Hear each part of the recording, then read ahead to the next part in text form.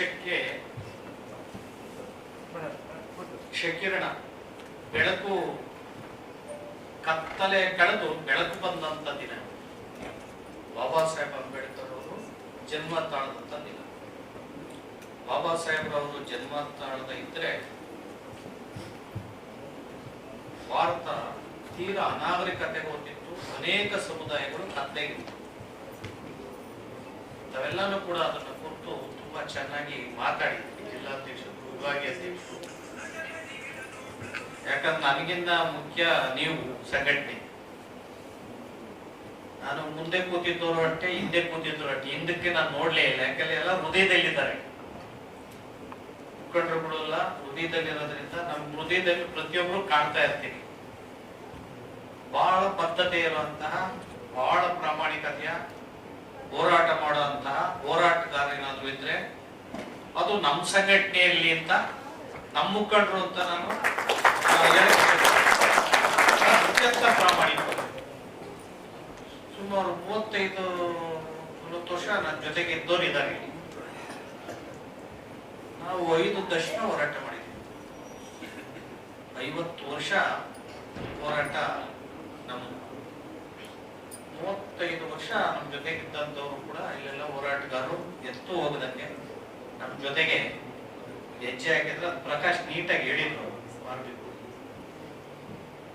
ಅವ್ರ ಜೊತೆಗೆ ಇದ್ದೀರಿ. ನಾನು ಇಷ್ಟೇ ನನ್ನ ಉದ್ದೇಶ.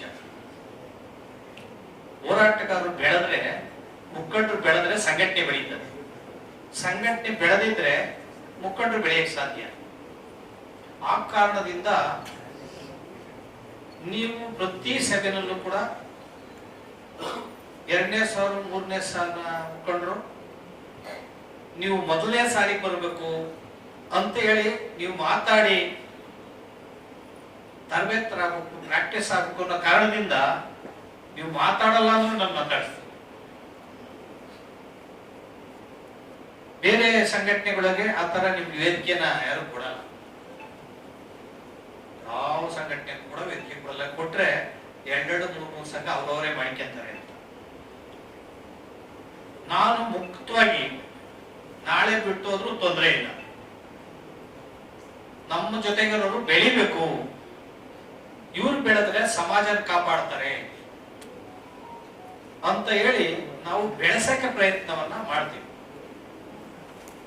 ಆ ಕಾರಣದಿಂದ ನಾನು ನಿಮ್ಮನ್ನೇ ಪ್ರಥಮ ಮಾತಾಡ್ತಿದ್ದು, ಕಾರ್ಯಕಾರಿಣಿ ಸಭೆನೂ ಬಾಬಾ ಸಾಹೇಬ್ ಅಂಬೇಡ್ಕರ್ ಜಗ್ಜೀವನ ಜಯಂತಿನೂ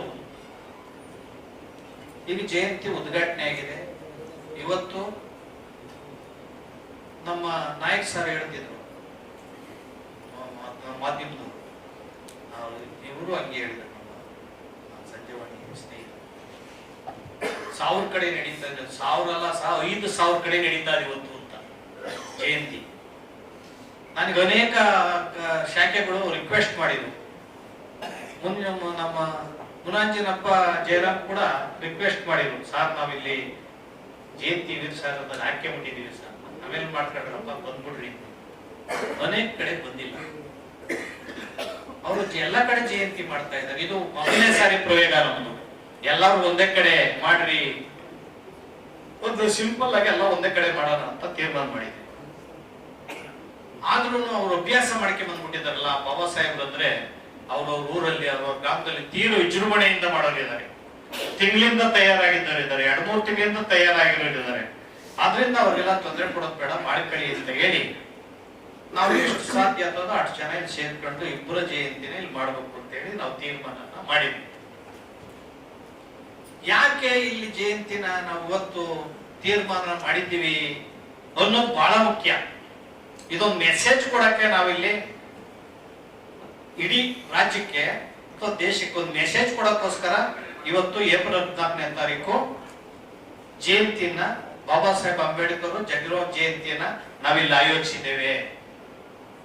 ರಾಜ್ಯದಲ್ಲಿ ಗೊಂದಲ ಆಗಿಬಿಟ್ಟಿದೆ. ಏನು ಸಾಮಾಜಿಕ ಜಾಲತಾಣ ಬಂದು ಬಾಬು ಜಗಜೀವನ್ ರಾಮ್ ಅವರನ್ನ ಅಂಬೇಡ್ಕರ್ ಅವರ ಜೊತೆನಲ್ಲಿ ಜಯಂತಿ ಮಾಡಬೇಡಿ, ಅದು ಸರಿಯಲ್ಲ ಅಂತ ಸಾಮಾಜಿಕ ಜಾಲತಾಣದಲ್ಲಿ ಅನೇಕ ಸುದ್ದಿಗಳು ಹಬ್ಬಿದೆ. ಅದಕ್ಕೆ ನಾವು ಇವತ್ತೇ ಕ್ಲಾರಿಟಿ ಕೊಡಬೇಕಾಗಿದೆ, ಇವತ್ತೇ ಸ್ಪಷ್ಟೀಕರಣವನ್ನ ಸ್ಪಷ್ಟಪಡಿಸಬೇಕಾಗಿದೆ. ಬಾಬಾ ಸಾಹೇಬ್ ಅಂಬೇಡ್ಕರ್ ಯಾರಿಗೂ ಸರಿಸಾಟಿ ಅಲ್ಲ. ಬಾಬಾ ಸಾಹೇಬ್ ಅಂಬೇಡ್ಕರ್ ಅನ್ನ ಯಾರಿಗೂ ಹೋಲಿಸಕ್ ಸಾಧ್ಯ ಇಲ್ಲ. ಅವ್ರಿಗೆ ಅವರೇ ಸಾಟಿ ಬಾಬಾ ಸಾಹೇಬ್ ಅಂಬೇಡ್ಕರ್. ಬಾಬಾ ಸಾಹೇಬ್ ಅಂಬೇಡ್ಕರ್ ಅಂದ್ರೆ ವಿಶ್ವಜ್ಞಾನಿ, ಮಹಾಮಾನವತವಾದಿ, ವಿಶ್ವಮಾನವ. ಇಡೀ ಜಗತ್ತಿನ ಜೀವ ಪರವಾಗಿ ಓಡಾಡಿದಂತಹ ಏಕೈಕ ಮಹಾನಾಯಕ ಅಂತ ಇದ್ರೆ ಅದು ಬಾಬಾ ಸಾಹೇಬ್ ಅಂಬೇಡ್ಕರ್ ಅನ್ನೋದನ್ನ. ಆದ್ದರಿಂದ ಬಾಬಾ ಸಾಹೇಬ್ ಅಂಬೇಡ್ಕರ್ ಅನ್ನ ಯಾರಿಗೂ ನಾವು ಹೋಲಿಕೆ ಮಾಡೋದು ಬೇಡ. ಜೊತೆಗೆ ಬಾಬು ಜಗಜೀವನ್ ರಾಮ್ 5 ವರ್ಷಗಳ ಕಾಲ ಶಾಸಕರಾಗಿ, ಸಂಸದರಾಗಿ, ಸಚಿವರಾಗಿ 30 ವರ್ಷ ನಿರಂತರ ಸಚಿವರಾಗಿದ್ದಂತ ಏಕೈಕ ಯಾರಾದ್ರೂ ವ್ಯಕ್ತಿ ಇದ್ರೆ ಜಗತ್ತಲ್ಲಿ ಅದು ಬಾಬು ಜಗಜೀವನ್. ಪ್ರಧಾನಿಯಾಗಿದ್ರು. ಪ್ರಧಾನಿ ಆಗದ ಅವಕಾಶವನ್ನ ಜಾತಿಕರಣಕ್ಕೋಸ್ಕರ 3 ಸಲ ತಪ್ಪಿಸಿದ್ರು. ಇಡೀ ದೇಶಕ್ಕೆ ಬರಗಾಲ ಬಂದಾಗ ಕೃಷಿ ಸಚಿವರಾಗಿರ್ತಾರೆ. ಕೃಷಿಯನ್ನು ಆಧುನೀಕರಣ ಮಾಡಿ ಹಸಿರು ಕ್ರಾಂತಿ ಅಧಿಕಾರ ಅಂತ ಹೇಳಿ ಪ್ರಖ್ಯಾತಿಯನ್ನ ಪಡೆದಂತ ಜಗಜೀವನ್ ರಾಮ್. ಜೊತೆಗೆ ಕೃಷಿಯನ್ನು ಆಧುನೀಕರಣ ಮಾಡಿ ಎಲ್ಲರಿಗೂ ಕೂಡ ಆಹಾರ ದೊರಕೋ ರೀತಿಯಲ್ಲಿ ಇವತ್ತು ಕೂಡ ಆಹಾರ ದೊರಕಬೇಕಂದ್ರೆ ರಸಗೊಬ್ಬರ ಇದೆಲ್ಲ ಇಂಟ್ರೊಡ್ಯೂಸ್ ಮಾಡಿದವರು ಅಂದ್ರೆ ಬಾಬು ಜಗಜೀವನ್ ರಾಮ್. ಅವ್ರನ್ನು ಕೂಡ ನಾವು ಇವತ್ತು ಸ್ಮರಣೆ ಮಾಡ್ಕೋಬೇಕಾಗಿದೆ. ಆದ್ರೆ ಒಟ್ಟೊಟ್ಟಿಗೆ ಜಯಂತಿ ಮಾಡೋದು ಇದೆಯಲ್ಲ, ಅದು ನನ್ನ ಪ್ರಕಾರ ಕೂಡ ಸರಿಯಲ್ಲ. ನಾವು ಮಾಡಿದ್ದೇವೆ, ನಿಮಗೆ ಮೆಸೇಜ್ ಕೊಡಕ್ಕಷ್ಟೇ. ಒಟ್ಟೊಟ್ಟಿಗೆ ಜಯಂತಿ ಮಾಡೋದು ಕೂಡ ಸರಿನೇ, ಸರಿಯಾಗಿ ನೋಡಿದ್ರೆ ಸರಿನೇ, ಸರಿಯಾಗಿ ನೋಡಿಲ್ಲ ಅಂದ್ರೆ ಸರಿಯಲ್ಲ. ಯಾಕಂದ್ರೆ ಬಾಬಾ ಸಾಹೇಬ್ ಅಂಬೇಡ್ಕರ್ ಅನ್ನ ನಾವು ಯಾರಿಗೂ ಹೋಲಿಕೆ ಮಾಡ್ತಾ ಇಲ್ಲ. ಬಾಬಾ ಸಾಹೇಬ್ ಅಂಬೇಡ್ಕರ್ ಅಂದ್ರೆ ಅವರನ್ನ ಎಲ್ಲಾ ಸಮಾಜದವರು ಕೂಡ ಪ್ರೀತಿಸ್ತಾರೆ. ಬಾಬಾ ಸಾಹೇಬ್ ಅಂಬೇಡ್ಕರ್ ಅನ್ನು ಒಂದು ಜಾತಿಗೆ ಕಾರಣಕ್ಕೆ, ಒಂದು ಜಾತಿಗೆ ಸೀಮಿತ ಮಾಡಿದ್ರೆ ಅದಕ್ಕಿಂತ ದೊಡ್ಡ ಮೋಸ ತಂತ್ರ ಬೇರೆ ಯಾವುದೂ ಇಲ್ಲ.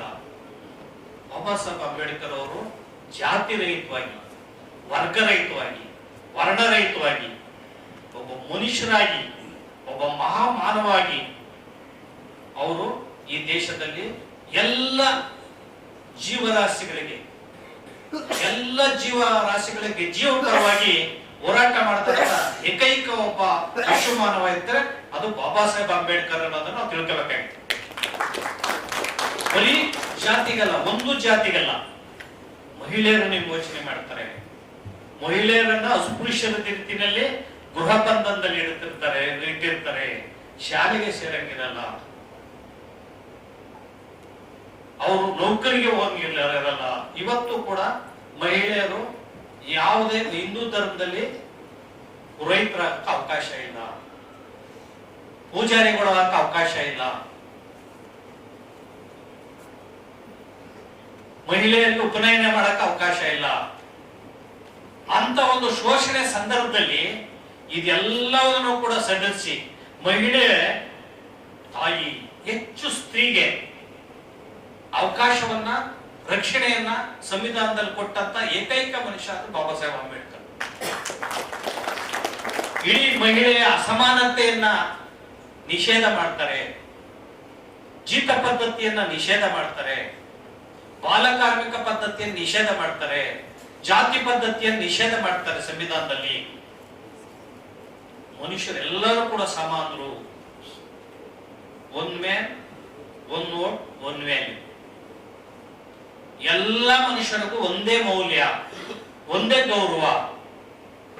ಲಿಂಗ ಭೇದ ಇಲ್ಲ, ಜಾತಿ ಭೇದ ಇಲ್ಲ, ವರ್ಗ ಭೇದ ಇಲ್ಲ, ವರ್ಣ ಭೇದ ಇಲ್ಲ ಅಂತ ಅತ್ಯಂತ ಅತ್ಯುತ್ತಮವಾದಂತಹ ಜೀವೋಪಾರವಾದಂತ ಸಂವಿಧಾನವನ್ನ ಏನಾದ್ರು ಕೊಟ್ಟಿದ್ದಾರೆ ಅಂದ್ರೆ ಭಾರತದಲ್ಲಿ ಅದು ಬಾಬಾ ಸಾಹೇಬ್ ಅಂಬೇಡ್ಕರ್. ಆದ್ದರಿಂದ ಫಸ್ಟ್ ಮೊದಲನೇದಾಗಿ ಪೂಜೆಕಾರ ಮಾಡ್ಬೇಕಾಗಿರುವಂತವ್ರು ಮಹಿಳೆಯರು.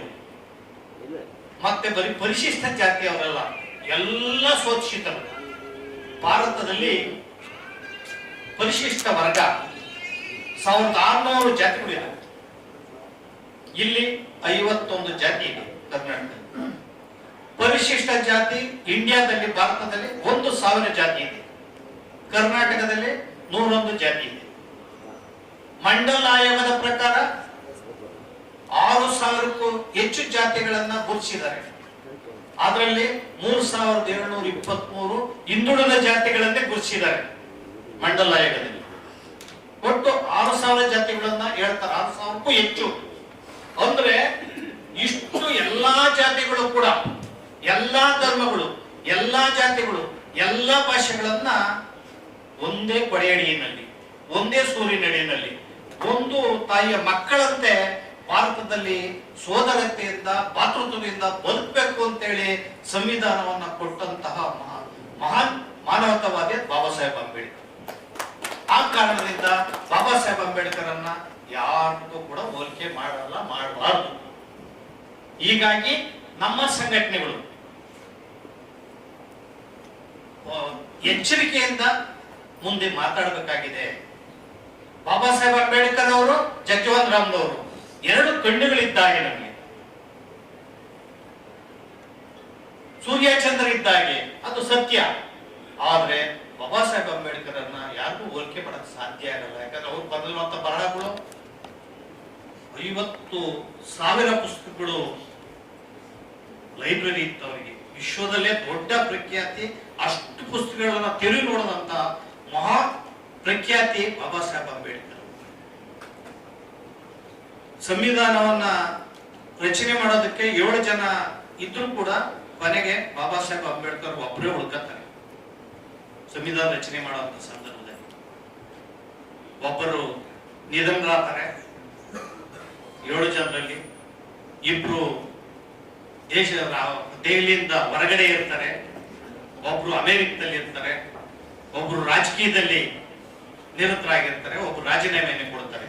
6 ಜನ ಕಥೆ ಹಿಂಗಾದ್ರೆ ಬಾಬಾ ಸಾಹೇಬ್ ಅಂಬೇಡ್ಕರ್ ಅವರು ಒಬ್ಬರೇ 18 ಗಂಟೆಗಳ ಕಾಲ ಅಧ್ಯಯನ ಮಾಡಿದ್ದಾರೆ ಸಂವಿಧಾನ ಬರೆಯೋದು.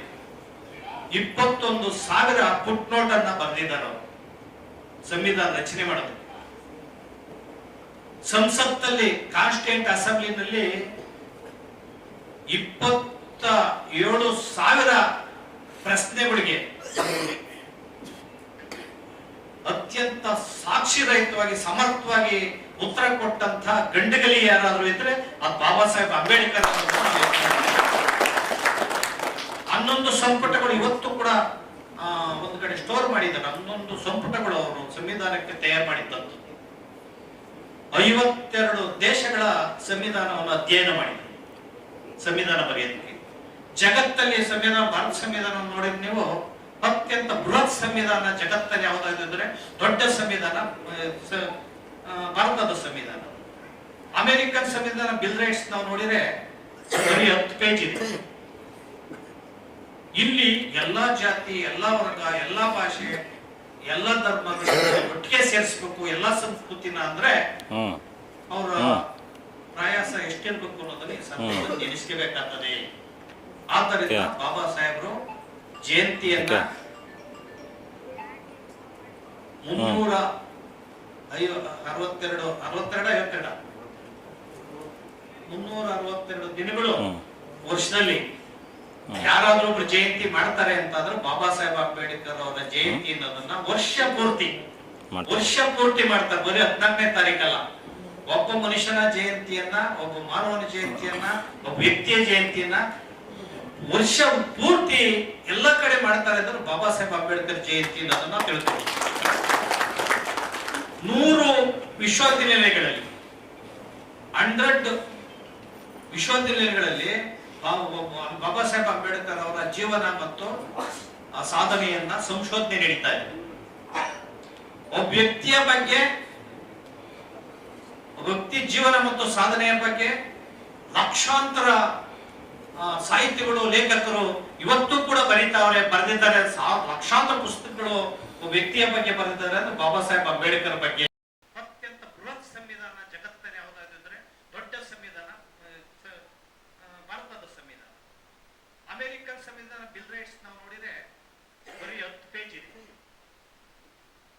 ಇಲ್ಲಿ ಎಲ್ಲ ಜಾತಿ, ಎಲ್ಲ ವರ್ಗ, ಎಲ್ಲ ಭಾಷೆ, ಎಲ್ಲ ಧರ್ಮಗಳನ್ನು ಒಟ್ಟಿಗೆ ಸೇರಿಸ್ಬೇಕು, ಎಲ್ಲ ಸಂಸ್ಕೃತಿನ ಅಂದ್ರೆ ಅವರ ಪ್ರಯಾಸ ಎಷ್ಟಿರ್ಬೇಕು ಅನ್ನೋದನ್ನ ಈ ಸಂದರ್ಭದಲ್ಲಿ ನೆನೆಸ್ಕೋಬೇಕಾಗ್ತದೆ. ಆದ್ದರಿಂದ ಬಾಬಾ ಸಾಹೇಬರು ಜಯಂತಿಯನ್ನ 362 ದಿನಗಳು ವರ್ಷದಲ್ಲಿ ಯಾರಾದ್ರೂ ಒಬ್ರು ಜಯಂತಿ ಮಾಡ್ತಾರೆ ಅಂತಂದ್ರೆ ಬಾಬಾ ಸಾಹೇಬ್ ಅಂಬೇಡ್ಕರ್ ಅವರ ಜಯಂತಿ ಅನ್ನೋದನ್ನ ವರ್ಷ ಪೂರ್ತಿ ಮಾಡ್ತಾರೆ. ಬರೀ 14ನೇ ತಾರೀಕಲ್ಲ. ಒಬ್ಬ ಮನುಷ್ಯನ ಜಯಂತಿಯನ್ನ, ಒಬ್ಬ ಮಾನವನ ಜಯಂತಿಯನ್ನ, ಒಬ್ಬ ವ್ಯಕ್ತಿಯ ಜಯಂತಿಯನ್ನ ವರ್ಷ ಪೂರ್ತಿ ಎಲ್ಲ ಕಡೆ ಮಾಡ್ತಾರೆ ಅಂದ್ರೆ ಬಾಬಾ ಸಾಹೇಬ್ ಅಂಬೇಡ್ಕರ್ ಜಯಂತಿ ಅನ್ನೋದನ್ನ ತಿಳ್ಬೇಕು. 100 ವಿಶ್ವವಿದ್ಯಾನಿಲಯಗಳಲ್ಲಿ 100 ವಿಶ್ವವಿದ್ಯಾನಿಲಯಗಳಲ್ಲಿ ಬಾಬಾ ಸಾಹೇಬ್ ಅಂಬೇಡ್ಕರ್ ಅವರ ಜೀವನ ಮತ್ತು ಸಾಧನೆಯನ್ನ ಸಂಶೋಧನೆ ನಡೀತಾ ಇದೆ. ಒಬ್ಬ ವ್ಯಕ್ತಿಯ ಬಗ್ಗೆ, ವ್ಯಕ್ತಿ ಜೀವನ ಮತ್ತು ಸಾಧನೆಯ ಬಗ್ಗೆ ಲಕ್ಷಾಂತರ ಸಾಹಿತ್ಯಗಳು, ಲೇಖಕರು ಇವತ್ತು ಕೂಡ ಬರೆದಿದ್ದಾರೆ. ಲಕ್ಷಾಂತರ ಪುಸ್ತಕಗಳು ಒಬ್ಬ ವ್ಯಕ್ತಿಯ ಬಗ್ಗೆ ಬರೆದಿದ್ದಾರೆ ಅಂದ್ರೆ ಬಾಬಾ ಸಾಹೇಬ್ ಅಂಬೇಡ್ಕರ್ ಬಗ್ಗೆ ಅನ್ನೋದನ್ನು ನಾವು ಅರ್ಥ ಮಾಡ್ಕೋಬೇಕಾಗಿದೆ. ಹಾಗಾಗಿ ಬಾಬಾ ಸಾಹೇಬ್ ಅಂಬೇಡ್ಕರ್ ಅವರನ್ನ ಈ ದೇಶದ ಅನೇಕ ದೇಶದ ಮುತ್ಸದ್ದಿಗಳು, ರಾಜಕೀಯ ಮುತ್ಸದ್ದಿಗಳು, ದೇಶದ ಅನೇಕ ರಾಜಕೀಯ ಪಂಡಿತರು,